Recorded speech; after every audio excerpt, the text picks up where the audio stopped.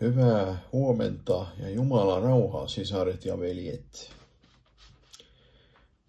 Koin saaneeni sanan Herralta, jonka haluan jakaa kanssasi.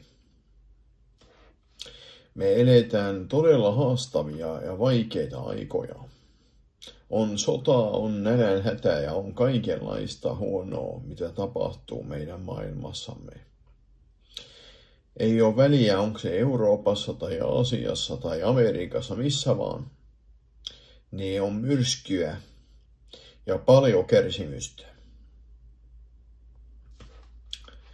Ja joskus nämä asiat saa meidätkin pelkäämään ja epäilemään. Me mietitään, että jos Jumala hallitsee kaiken, miksi tällaista tapahtuu? Tai Jumala, miksi et puutu tähän asiaan?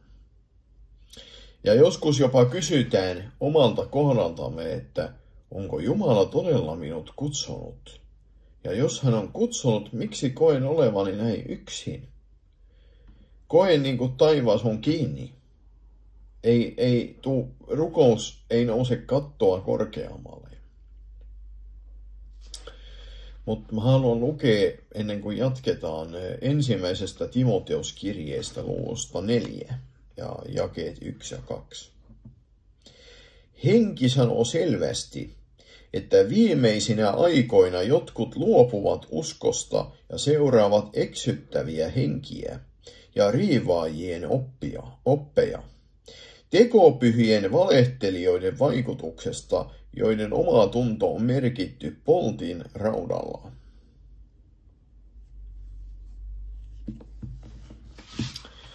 Ja niin kuin tässä kerrotaan, niin me uskotaan, että ollaan nähty paljon tätä tässä maailmassa, missä eletään. Mutta minulla on hyviä uutisia, rohkaisevia uutisia. Jeesus on silti yläpuolella kaiken ja hän hallitsee. Ja kun epäilet sitä kutsua, jonka Jumala on antanut sinun elämääsi, niin haluan sanoa sinulle, sinä olet kutsuttu, sinä olet valittu. Ole rohkealla mielellä, äläkä anna periksi. Älä anna vihollisen puhua ja valehdella sinulle, että et sinä olet. Jos sinä olisit kutsuttu, miten Jumala antaa näin tapahtua tai noin tapahtua, tai miten tuo asia oli noin ja miten se ei mennyt niin kuin se piti ja niin edelleen. Ei neuvotella vihollisen kanssa, ei aleta kuuntelemaan hänen ääntä, vaan mennään eteenpäin siinä armossa, jonka Jumala on antanut meille. Jatketaan lukemista Timoteuskirjeestä, toisesta Timoteuskirjeestä luvusta 1 ja jae 6. Siksi muistutan sinua virittämään palavaksi Jumalan armolahjan, jonka sait, kun panin käteeni sinun päällesi. Eihän Jumala ole antanut meille pelkuruuden henkeä, vaan voiman, rakkauden ja terveen ymmärryksen hengen. Älä siis häpeä todistusta Herrastamme, äläkä minua, hänen vankiaan, vaan kärsi kanssani vaivaa evankeliumin tähden sen mukaan kuin Jumala antaa voimaa. Hän on meidät pelastanut ja kutsunut pyhällä kutsulla, ei meidän tekojemme, vaan oman suunnitelmansa ja armonsa mukaan, jonka hän antoi meille Kristuksessa Jeesuksessa ennen ikuisia aikoja. Sä olet kutsuttu.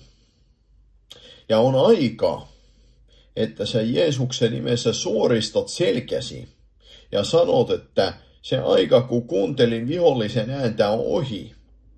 Nyt minä menen eteenpäin Jumalan armossa, siinä kutsumuksessa, jonka hän on itse meille antanut. Sitä suunnitelmaa kohti, jonka hän on valmistanut ennen aikojen alkua. Sinä, joka epäilet edelleenkin, usko minua, olen ollut siinä tilanteessa itsekin. että epäilin pahasti kutsuani. Mutta Jeesus hänen armossaan ilmestyi minulle. Ja taas ymmärsi, että silti tapahtuu mitä tapahtui, niin kumminkin Jeesus on kaiken yläpuolella. Halleluja. Luetaan vielä viimeinen paikka. Sinulle, joka koet, että olet epäonnistunut sinun kulkiessasi Jeesuksen kanssa, vaelluksessasi. Luukkaan evankeliumista luku 22 ja jae 31 ja muutama jae siitä. Jeesus ennustaa Pietarin lankeemuksen.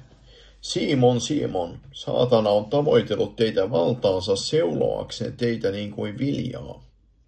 Mutta minä olen rukoillut puolestasi, ettei uskosi raukeaisi tyhjiin, ja kun olet palannut takaisin, vahvista veljesi. Niin Simon sanoi hänelle, Herra, sinun kanssasi minä olen valmis menemään vaikka vankilaan tai kuolemaan. Mutta Jeesus vastasi, minä sanon sinulle, Pietari, ennen kuin kukko laulaa tänään, sinä 3 kiellät tuntevasi minut.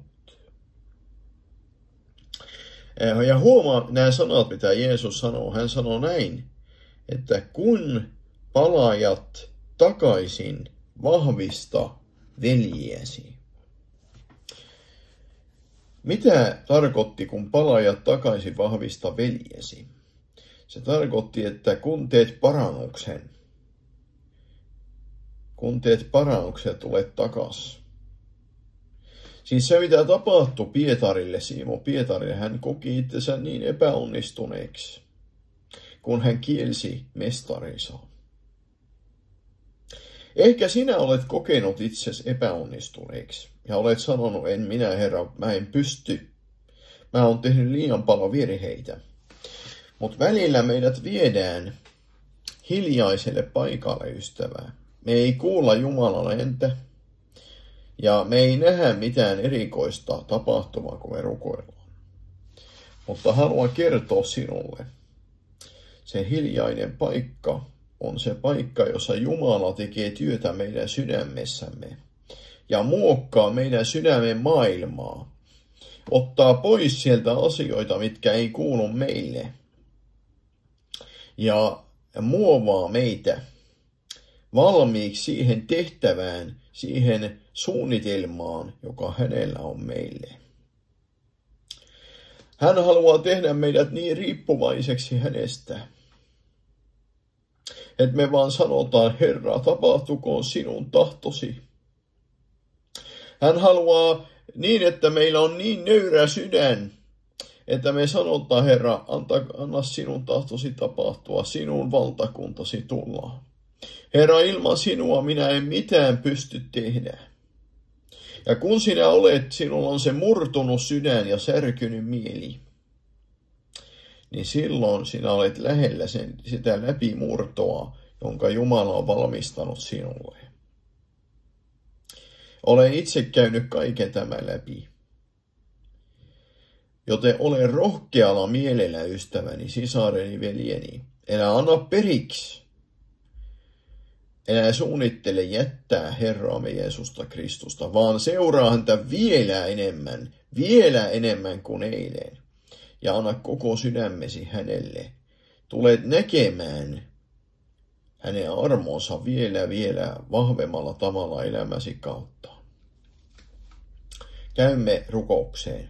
Kiitos meidän vapahtajamme Jeesus Kristus, läpi taivasten kulkenut. Kiitos Herra, ymmärrät meitä meidän heikkouksissamme. Kiitos Herra, että käyn vastaan masennusta, alakuloisuutta Jeesuksen nimessä jokaisen ystävän elämässä. Kiitos Herra, että vapautan heidät sinun armosi kautta kaikesta, Herra, mikä sitoo ja pysäyttää palvelemasta sinua. Jeesuksen Kristuksen nimessä. Kiitos Herra, että annat heille täyden vapauden ja Pyhä Henki oikein koskettaa heidän sydäntä, että he saavat nähdä sen toivon, Herra, johon sinä olet heidät kutsunut. Näin rukoilee Jeesuksen Kristuksen nimessä. Amen. Ystävät, olkaa siunattuja. Ja jos tämä sanoma kosketti teidän sydäntä, niin kirjoittakaa alla olevaan. Kirjoittakaa teidän elämästä, tai jos teillä on rukousaihe, niin jättäkää myös sinne. Jumala siunatkoon kaikkia.